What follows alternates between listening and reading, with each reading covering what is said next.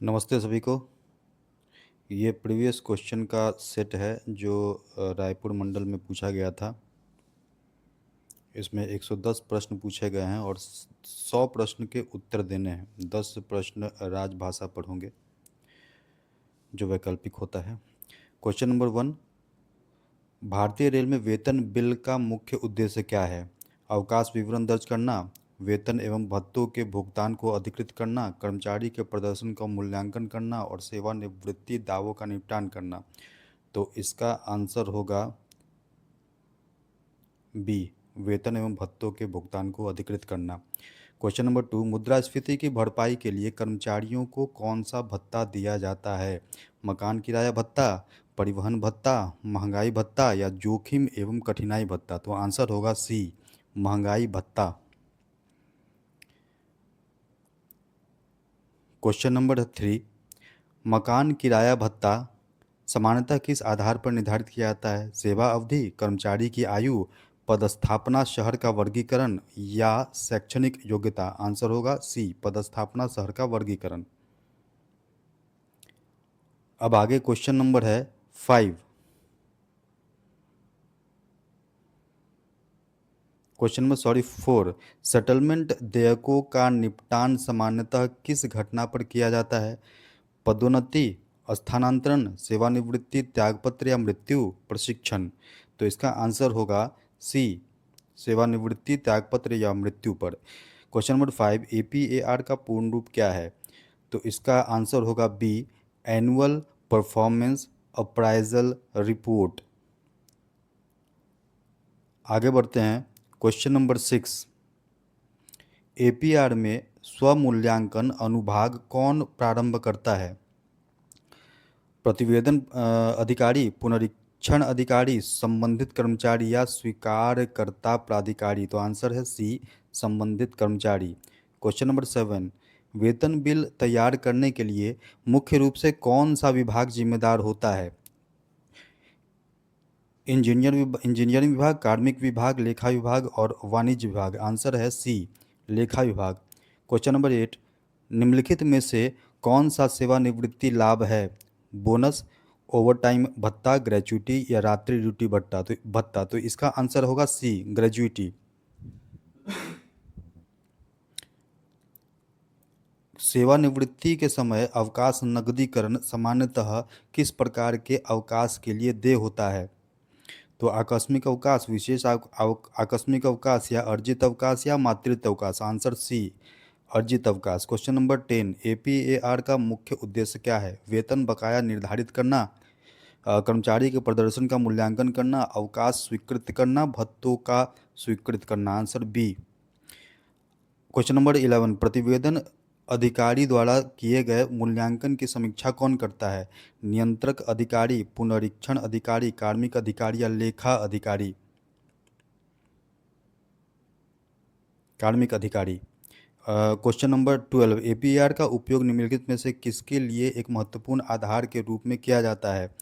तो चिकित्सा प्रतिपूर्ति, पदोन्नति निर्णय, रेलवे पास जारी करना, सेटलमेंट। तो पदोन्नति निर्णय, बी आंसर होगा। एपीआर में क्वेश्चन नंबर 13, एपीआर में प्रतिकूल टिप्पणी की सूचना किसे दी जानी चाहिए?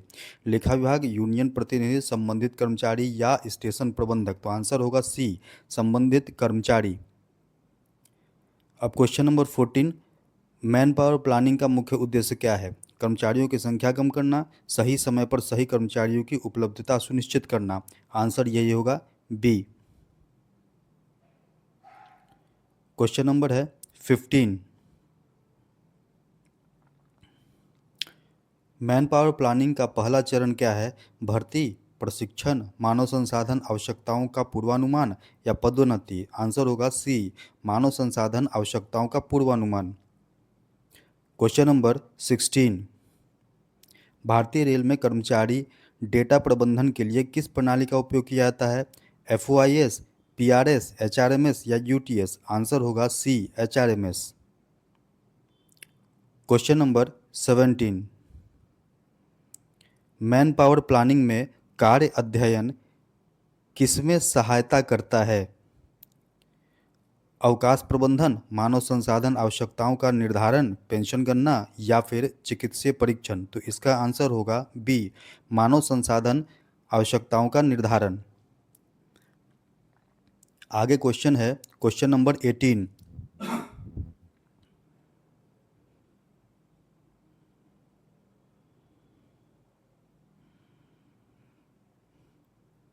उत्तराधिकार योजना किससे संबंधित है? सेवानिवृत्ति लाभ, भावी नेताओं की पहचान करना, वेतन निर्धारण, पास नियम। तो आंसर होगा बी, भावी नेताओं की पहचान करना। क्वेश्चन नंबर 19, कठिन या जोखिम पूर्ण कार्य परिस्थितियों के लिए कौन सा भत्ता विशेष रूप से प्रदान किया जाता है? तो इसका आंसर होगा डी, जोखिम एवं कठिनाई भत्ता। क्वेश्चन नंबर 20, सेटलमेंट दावों का निपटान सामान्यतः कौन सा प्राधिकारी करता है? इंजीनियरिंग विभाग, वाणिज्य विभाग, लेखा विभाग के समन्वय से कार्मिक विभाग। यही आंसर होगा और ऑप्शन नंबर सी। आगे परिवहन भत्ता किस व्यय के पूर्ति के लिए दिया जाता है? चिकित्सा व्यय, शिक्षा व्यय, दैनिक आवागमन व्यय, वर्दी व्यय। ऑप्शन सी आंसर होगा दैनिक आवागमन व्यय। क्वेश्चन नंबर आगे है 22, पेंशन निम्नलिखित में से किस श्रेणी का एक घटक है? मासिक वेतन, सेटलमेंट लाभ, प्रोत्साहन योजनाएं या फिर प्रदर्शन प्रोत्साहन। आंसर सी होगा सेटलमेंट लाभ। क्वेश्चन नंबर 23, सेटलमेंट दावों के निपटान के लिए कौन सा दस्तावेज आवश्यक है? पहचान पत्र, उपस्थिति रजिस्टर, सेवा अभिलेख या फिर ड्यूटी रोस्टर। तो आंसर होगा सी, सेवा अभिलेख। Question number 24, man power planning संगठनों को किस में सहायता करती है? सभी रिक्तियों को समाप्त करना, मानव संसाधन की उपलब्धता और आवश्यकता का संतुलन करना। आंसर बी ही होगा। आगे है कर्मचारी लाभ कम करना, सेवानिवृत्ति आयु बढ़ाना नहीं होगा। क्वेश्चन नंबर 25, निम्नलिखित में से कौन सा एपीआर का घटक नहीं है? स्वमूल्यांकन, प्रतिवेदन मूल्यांकन, पुनरीक्षण मूल्यांकन, वेतन भुगतान विवरण। तो डी आंसर नहीं है। क्वेश्चन नंबर 26, पदोन्नति पर वेतन निर्धारण सामान्यतः किस नियमावली के अंतर्गत किया जाता है? अवकाश नियम, रेल सेवा नियम, पास नियम, आचरण नियम। और आंसर होगा B, option number B answer होगा रेल सेवा नियम। क्वेश्चन नंबर 27, भारतीय रेल में पदोन्नति का मुख्य उद्देश्य क्या है? कार्यालय व्यय बढ़ाना, उपयुक्त कर्मचारियों द्वारा रिक्त पदों को भरना। आंसर बी ही इसका ऑप्शन बी ही इसका आंसर होगा। क्वेश्चन नंबर 28, रेलवे कर्मचारियों की वरिष्ठता सामान्यतः किस आधार पर निर्धारित की जाती है? कर्मचारी की आयु, शैक्षणिक योग्यता, नियमित नियुक्ति की तिथि। तो ऑप्शन सी इसका आंसर होगा। आगे है क्वेश्चन नंबर 29, किस प्रकार की पदोन्नति केवल योग्यता के आधार पर होती है? वरिष्ठता सह उपयुक्तता पदोन्नति, गैर चयन पदोन्नति, चयन पदोन्नति और तदर्थ पदोन्नति। इसका आंसर होगा सी, ऑप्शन नंबर सी, चयन पदोन्नति। क्वेश्चन नंबर है 30, पदोन्नति के बाद अनिवार्य प्रशिक्षण का उद्देश्य क्या है? कार्य घंटे बढ़ाना, उच्च दायित्व के लिए कर्मचारियों को आवश्यक कौशल प्रदान करना, मानव संसाधन आवश्यकताओं को कम करना, सेटलमेंट दावों का निपटान करना। ऑप्शन नंबर बी इसका आंसर होगा, उच्च दायित्व के लिए कर्मचारियों को आवश्यक कौशल प्रदान करना। क्वेश्चन नंबर 31, वरिष्ठता सूची का रखरखाव सामान्यतः कौन सा विभाग करता है? तो इसका आंसर है बी, कार्मिक विभाग। लेखा विभाग नहीं होगा और भी ऑप्शन है जो नहीं होगा। Answer B. कौन सा अवकाश रेलवे कर्मचारी के अवकाश खाते में जमा किया जाता है? तो आकस्मिक अवकाश नहीं, विशेष आकस्मिक अवकाश नहीं, अर्जित अवकाश जमा किया जाता है। ऑप्शन नंबर सी इसका आंसर होगा। आगे है क्वेश्चन नंबर 33, आकस्मिक अवकाश सामान्यतः किस उद्देश्य के लिए दिया जाता है? तो ऑप्शन नंबर बी इसका आंसर है अल्पकालीन व्यक्तिगत आवश्यकताओं हेतु। क्वेश्चन नंबर आगे है 34, मातृत्व अवकाश किसे प्रदान किया जाता है? सभी कर्मचारियों को, निर्धारित शर्तों के अंतर्गत महिला कर्मचारी को, सेवानिवृत्त कर्मचारी को, केवल संविदा कर्मियों को। तो इसका आंसर है बी, निर्धारित शर्तों के अंतर्गत महिला कर्मचारी को। क्वेश्चन नंबर है 35, कौन सा अवकाश अधिकार के रूप में दावा नहीं किया जा सकता? किसी भी प्रकार का अवकाश अधिकार के रूप में दावा नहीं किया जा सकता है। तो आगे बढ़ते हैं। क्वेश्चन नंबर है 36, रेलवे पास मुख्यतः किस उद्देश्य से जारी किया जाता है? आधिकारिक संचार, निःशुल्क या रियायती यात्रा, चिकित्सा प्रतिपूर्ति, पदोन्नति उद्देश्य के लिए। तो आंसर होगा बी, निःशुल्क या रियायती यात्रा हेतु। क्वेश्चन नंबर 37, विशेषाधिकार पास के लिए सामान्यतः कौन पात्र होता है? केवल सेवानिवृत्ति कर्मचारी, केवल अधिकारी, पात्रता नियमों के अनुसार रेलवे कर्मचारी, संविदा कर्मचारी। तो आंसर है सी। क्वेश्चन नंबर 38, किसी कर्मचारी को देय पासों की संख्या मुख्यतः किस पर निर्भर करती है? तो शैक्षिक योग्यता, सेवा अवधि और सेवा श्रेणी, वैवाहिक स्थिति, आवासीय पता। आंसर है इसका ऑप्शन नंबर बी, सेवा अवधि और सेवा श्रेणी। आगे क्वेश्चन नंबर 39, रेलवे पास एवं पीटीओ के ऑनलाइन प्रबंधन के लिए सामान्यतः किस प्रणाली का उपयोग किया जाता है? पीआरएस, एफओआईएस, एचआरएमएस या आईसीएमएसक्यू। आंसर होगा option number C, HRMS. Question number आगे है 40, नवनियुक्त कर्मचारी को दिया जाने वाला प्रारंभिक प्रशिक्षण क्या कहलाता है? तो इसका आंसर होगा सी, पदोन्नति प्रशिक्षण। माफ कीजिएगा, आंसर होगा बी, परिचयात्मक प्रशिक्षण। आगे है क्वेश्चन नंबर 41, पुनश्चर्या पाठ्यक्रम आयोजित करने का उद्देश्य क्या है? वरिष्ठता विवाद कम करना, कर्मचारियों को ज्ञान और कौशल को अद्यतन करना। तो इसका आंसर होगा ऑप्शन नंबर बी। आगे है क्वेश्चन नंबर 42, भारतीय रेल में कल्याणकारी गतिविधियों का उद्देश्य क्या है? केवल राजस्व बढ़ाना, कर्मचारियों के कल्याण और मनोबल में सुधार करना, पदोन्नति के अवसर कम करना, प्रशिक्षण व्यय कम करना। आंसर इसका होगा ऑप्शन नंबर बी, कर्मचारियों के कल्याण और मनोबल में सुधार करना। आगे है क्वेश्चन नंबर 43, भारतीय रेल में कर्मचारी कल्याण संबंधी मामलों की मुख्य जिम्मेदारी किस विभाग की होती है? लेखा विभाग, कार्मिक विभाग, सिग्नल विभाग या वाणिज्य विभाग। तो आंसर होगा ऑप्शन नंबर बी, कार्मिक विभाग। क्वेश्चन नंबर आगे बढ़ते हैं 44, रेलवे स्कूल, अस्पताल और कर्मचारी आवास किसके उदाहरण हैं? पदोन्नति उपाय, कल्याणकारी गतिविधियां, पास सुविधाएं, वरिष्ठता लाभ। तो इसका आंसर होगा ऑप्शन नंबर बी, कल्याणकारी गतिविधियां। आगे है क्वेश्चन नंबर 45, रेलवे प्रशासन में इम्प्रेस्ड क्या है? एक प्रकार का अवकाश है, नियमित व्ययों के लिए अस्थायी नगद अग्रिम है, एक यात्रा पास है, एक पदोन्नति आदेश है। तो ऑप्शन नंबर बी होगा इसका आंसर, नियमित व्यय के लिए अस्थायी नगद अग्रिम है। क्वेश्चन नंबर 46, इम्प्रेस्ड नगद सामान्यतः किस उद्देश्य के लिए रखा जाता है? तो नियमित छोटे मोटा जो खर्च होता है उसके लिए रखा जाता है। तो ऑप्शन बी इसका सही आंसर है।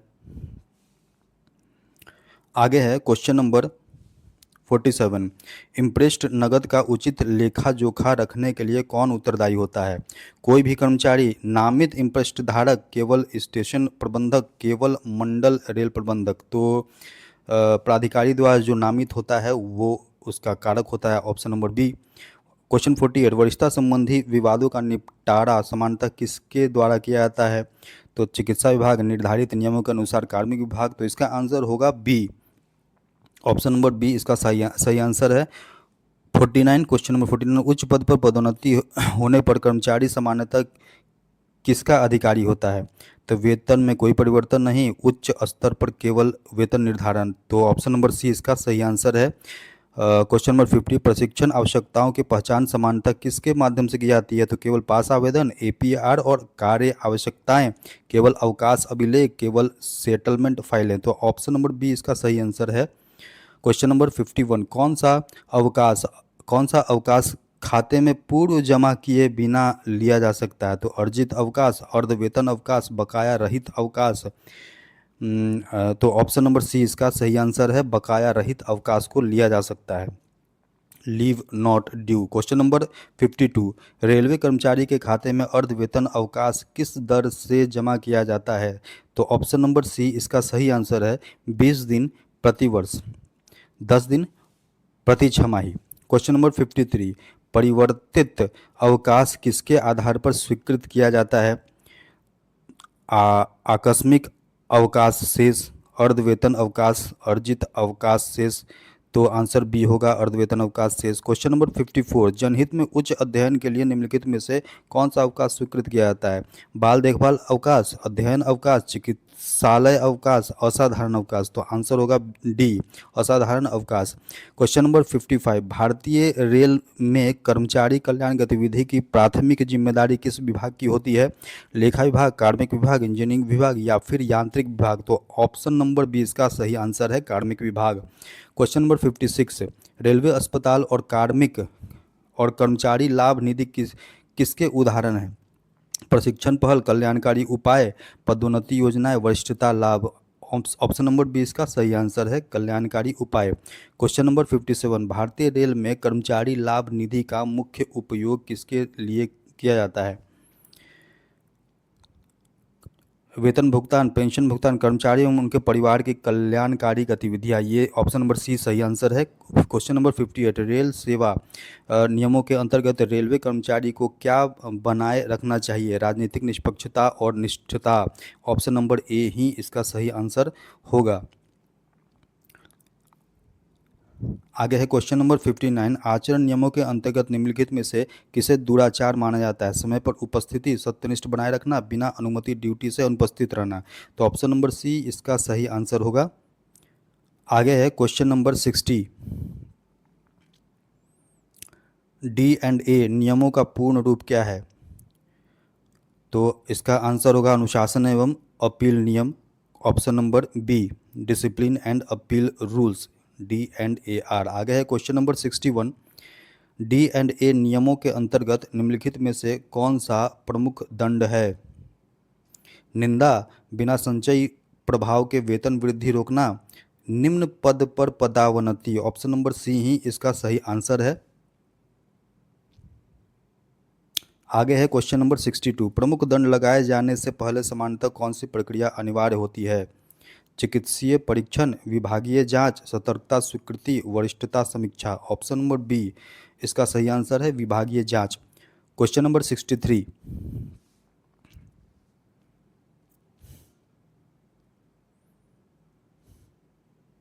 भारत में सूचना का अधिकार अधिनियम कब लागू हुआ? तो इसका 2002, 2005, 2008 या 10। तो ऑप्शन नंबर बी 2005 इसका सही आंसर है। आरटीआई अधिनियम के अंतर्गत सामान्यतः सूचना कितने दिनों के भीतर प्रदान की जानी चाहिए? 15 दिन, 30 दिन, 45 दिन या 60 दिन? तो आंसर है बी, ऑप्शन नंबर बी 30 दिन। किसी लोक प्राधिकरण में आरटीआई अधिनियम के अंतर्गत सूचना प्रदान करने के लिए कौन उत्तरदायी होता है? तो सतर्कता अधिकारी, लोक सूचना अधिकारी, लेखा अधिकारी, कल्याण निरीक्षक। ऑप्शन नंबर बी लोक सूचना अधिकारी इसका सही आंसर है। आगे है क्वेश्चन नंबर 66, निम्नलिखित में से कौन सी सूचना आरटीआई अधिनियम के अंतर्गत प्रकटीकरण से मुक्त है? सार्वजनिक परिपत्र, भर्ती अधिसूचनाएं, राष्ट्रीय सुरक्षा को प्रभावित करने वाली सूचना। ये है सही आंसर, ऑप्शन नंबर सी। आगे है क्वेश्चन नंबर 67, भारतीय रेल में प्राइम किससे संबंधित है? माल प्रबंधन, कर्मचारी प्रशिक्षण एवं अधिगमन प्रबंधन, यात्री आरक्षण, चिकित्सा प्रतिपूर्ति। तो इसका ऑप्शन नंबर बी सही आंसर है, कर्मचारी प्रशिक्षण एवं अधिगमन प्रबंधन। प्राइम रेलवे कर्मचारियों से को क्या सुविधा प्रदान करता है?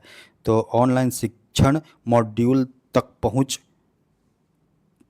का व्यवस्था करता है। ऑप्शन नंबर बी इसका आंसर है।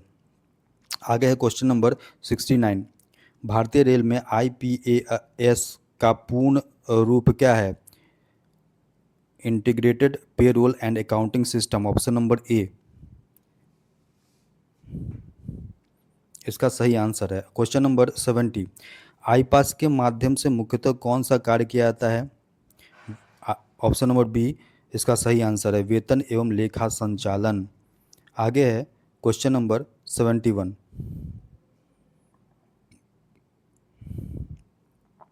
वेतन प्रसंस्करण के लिए आईपीएएस का कौन सा मॉड्यूल उपयोग किया जाता है? वित्त मॉड्यूल, पेरोल मॉड्यूल, भंडार मॉड्यूल या प्रशिक्षण मॉड्यूल? तो ऑप्शन नंबर बी इसका सही आंसर है, पेरोल मॉड्यूल। आगे question number 72, D and A नियमों के अंतर्गत लगाए गए दंड के विरुद्ध अपील कौन सुनता है? तो ऑप्शन नंबर ए है, अपीलीय प्राधिकारी सही आंसर है। क्वेश्चन नंबर 73, असाधारण अवकाश सामान्यतः कब स्वीकृत किया जाता है? जब अर्जित अवकाश उपलब्ध हो, जब कोई अन्य अवकाश देय न हो, जब कर्मचारी आकस्मिक अवकाश का अनुरोध करे, जब कर्मचारी प्रशिक्षण पर हो। ऑप्शन नंबर बी, जब कोई अवकाश देय न हो, सही आंसर है। क्वेश्चन नंबर आगे है 74। कौन सी कल्याणकारी गतिविधि कर्मचारियों के बच्चों के की शिक्षा को प्रोत्साहित करती है? तो आंसर होगा बी, कर्मचारी लाभ निधि छात्रवृत्ति। अगला क्वेश्चन है क्वेश्चन नंबर 75। आचरण नियमों के अंतर्गत रेलवे कर्मचारी किससे संलग्न नहीं हो सकता है? आधिकारिक कार्य, प्रशिक्षण कार्य, बिना अनुमति सट्टा गतिविधि में। आंसर यही होगा सी। Question number 76। किसी व्यक्ति के जीवन या स्वतंत्रता से संबंधित सूचना का अधिकार अधिनियम 2005 के अंतर्गत कितने समय के भीतर प्रदान की जानी चाहिए? तो ऑप्शन नंबर बी, 48 घंटा के भीतर सूचना उपलब्ध करवाना चाहिए। आगे है क्वेश्चन नंबर 77। यदि लोक सूचना अधिकारी आरटीआई अधिनियम के अंतर्गत निर्धारित समय सीमा में सूचना प्रदान करने में विफल रहता है तो अधिकतम कितना दंड लगाया जा सकता है? तो ऑप्शन नंबर इसका है सी, 25,000। आगे क्वेश्चन नंबर है 78। रेलवे भंडार क्रय प्रक्रिया में विक्रेता पंजीकरण का मुख्य उद्देश्य क्या है? तो ऑप्शन नंबर सी, विश्वसनीय और सक्षम आपूर्तिकर्ता की उपलब्धता सुनिश्चित करना इसका मुख्य उद्देश्य है। ऑप्शन नंबर सी सही है। आगे है क्वेश्चन नंबर 79। रेलवे क्रय प्रक्रिया में सीमित निविदा जांच सामान्यतः कब अपनाई जाती है?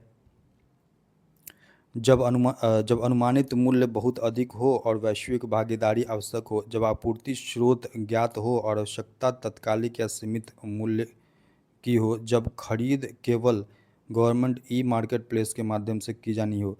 तो ऑप्शन नंबर बी इसका सही आंसर है। Question number 80। भारतीय रेल में किसी परिसंपत्ति के निष्प्रयोग को उचित ठहराने के लिए कौन सा दस्तावेज तैयार किया जाता है?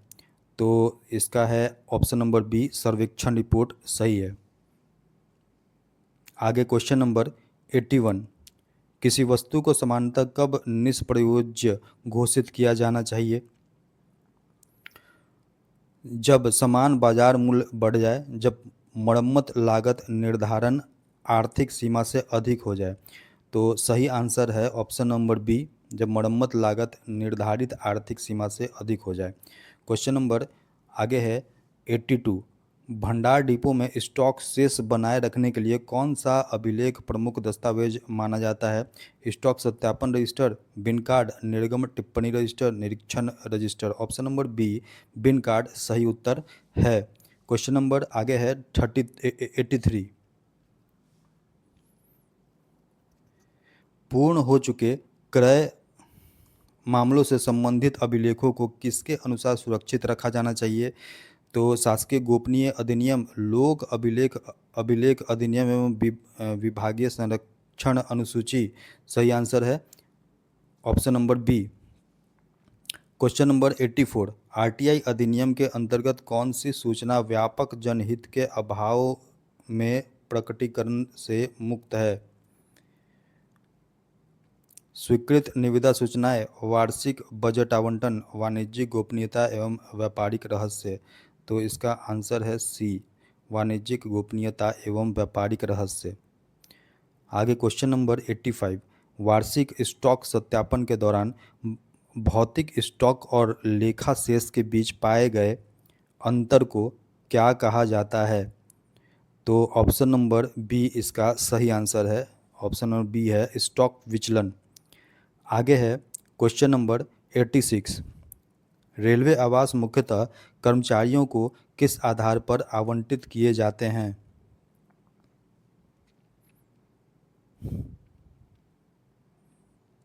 शैक्षणिक योग्यता, केवल सेवा अवधि, पात्रता, हकदारी और प्रतीक्षा सूची प्राथमिकता। तो ऑप्शन नंबर सी ही इसका सही आंसर होगा, पात्रता, हकदारी और प्रतीक्षा सूची प्राथमिकता। आगे है क्वेश्चन नंबर 87,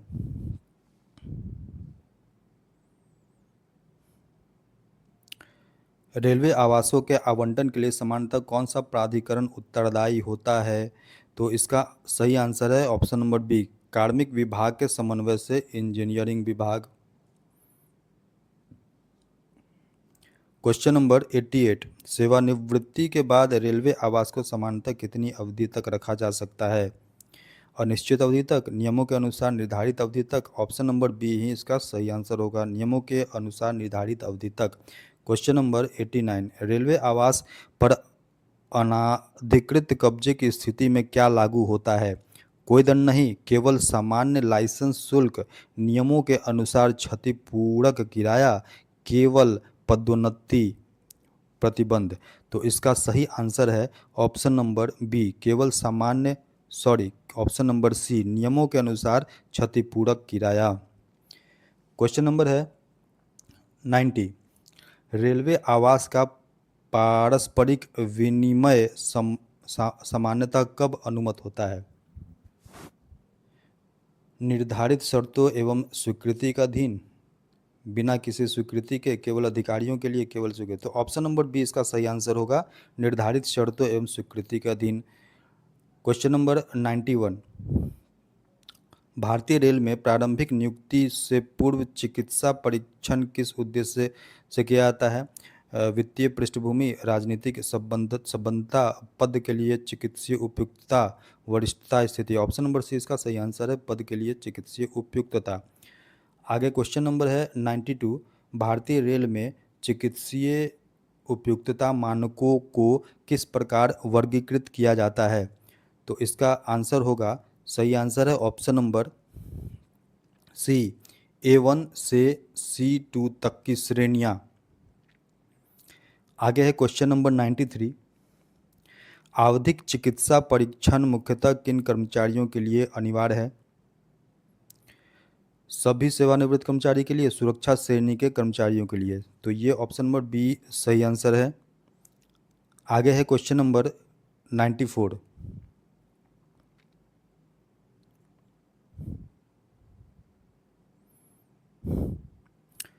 निम्नलिखित में से कौन सी चिकित्सा सुविधा सामान्यतः रेलवे कर्मचारियों को उपलब्ध होती है? मान्यता प्राप्त रेलवे अस्पतालों से निःशुल्क उपचार, निःशुल्क अंतर्राष्ट्रीय चिकित्सा पर्यटन, बिना स्वीकृति निजी बीमा प्रतिपूर्ति, उपचार हेतु असीमित नगद भत्ता। ऑप्शन नंबर ए उसका सही आंसर होगा, मान्यता प्राप्त रेलवे अस्पताल से निःशुल्क उपचार। क्वेश्चन नंबर 95, किन परिस्थिति में किसी मान्यता प्राप्त निजी अस्पताल को रेफरल सामान्यतः अनुमत होता है? तो इसका सही आंसर है, जब रेलवे अस्पताल में आवश्यक सुविधाएं उपलब्ध न हो। क्वेश्चन नंबर 95 का आंसर है ऑप्शन नंबर बी। आगे है क्वेश्चन नंबर 96, रेलवे कर्मचारी को जारी चिकित्सा पहचान पत्र का मुख्य उपयोग किस लिए किया जाता है? तो ऑप्शन नंबर बी इसका सही आंसर है, चिकित्सा सुविधाओं का लाभ लेने के लिए। आगे है क्वेश्चन नंबर 97,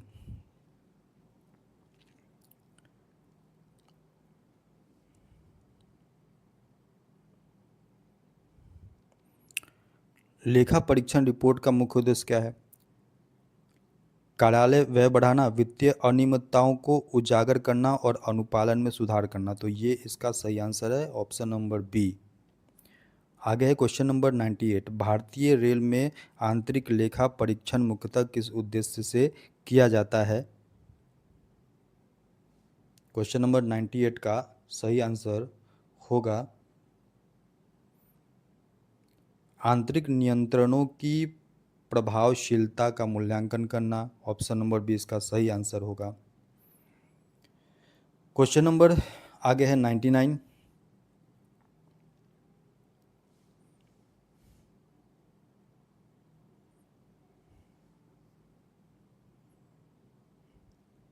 लेखा परीक्षण के दौरान उठाई गई आपत्तियों का क्या किया जाना चाहिए?